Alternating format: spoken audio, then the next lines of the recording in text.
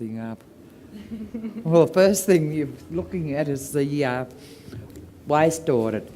I better explain that. We only had one rubbish collection once a fortnight, so everything went in both bins. And then Elaine came up with a little crew and showed us Sloamy's little video, and we thought we can do something like that. So we thought, okay. So Elaine got busy and we got the community together and said, what would we like to do? We wanted to clean up the place. We wanted gardens because living where we are, we can't get fresh veggies. So Elaine got busy again and she brought along Andrew, Peter, Kath, and we went around and picked up all the big rubbish from out of the paddocks. Like I got a boat and a cow feed thing, big orange thing. There was a tank. There's the boat. It was full of rubbish. We had to clean it out. This is Andrew here in the blue, and filled it. Clarence Valley Waste Elaine got onto them. Elaine's a person you want to watch out for. We did that waste management. Oh my God, the waste audit. If you want to do a waste audit, you want to wear everything, all the set under the sun. It is putrid, that job. But anyway, we got the tanks and we squished them in. And that's a tank, believe it or not, a big round one. We squished it in. And we did ask the community who wanted a garden. 6 people put up their hands and said they wanted them. 5 actually did it. But the rule was everyone had to work on everyone's garden. We didn't finish one garden and go to the next. We did a little bit, in steps right along. So this fella couldn't say, well, my garden's finished, blow you fellas, I'm not doing no more. He had to keep working to have a garden.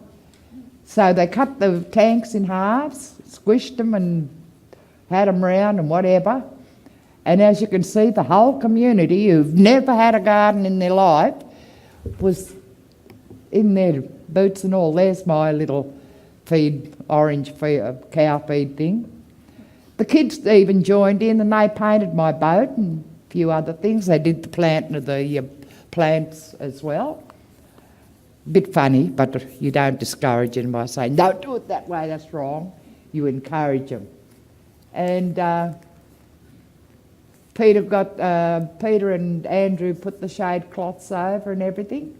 Then Peter made this sub pod. I was calling it a worm farm, but it's a sub pod, the proper name. And you put all your waste, vegetables and food and whatever, leaves, papers, into it and just dig it through, and the worms love it. And it's not... Oh, why am I looking up there when I can look here? I don't know if did they see it there, the sub pod? Is it in Wales?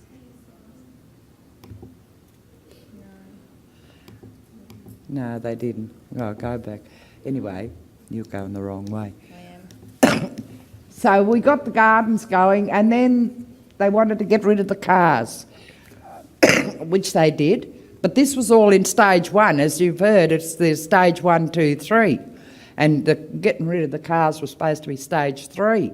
But the people got over enthusiastic about it, and the CEO, when he came and saw the cars gone, went off his brain. That's what's supposed to be stage 3, not stage 1. So anyway, we finally stage 3's caught up to us, and that's where we are at the moment. And the gardens, Peter and Andrew came out a fortnight ago, Peter, and helped us refill them up again, especially me because I can't do all the hard work now. But no, the boat's lovely. And the person that I'd like to acknowledge him that did the hardest work has now passed on. Cancer got him, and when he was helping do this, he didn't know he had it. Thought he strained his back doing this, till they took an x-ray and found out he had cancer and passed away a couple of months ago. So, any questions? Feed your worm. The worms are no good for fishing now.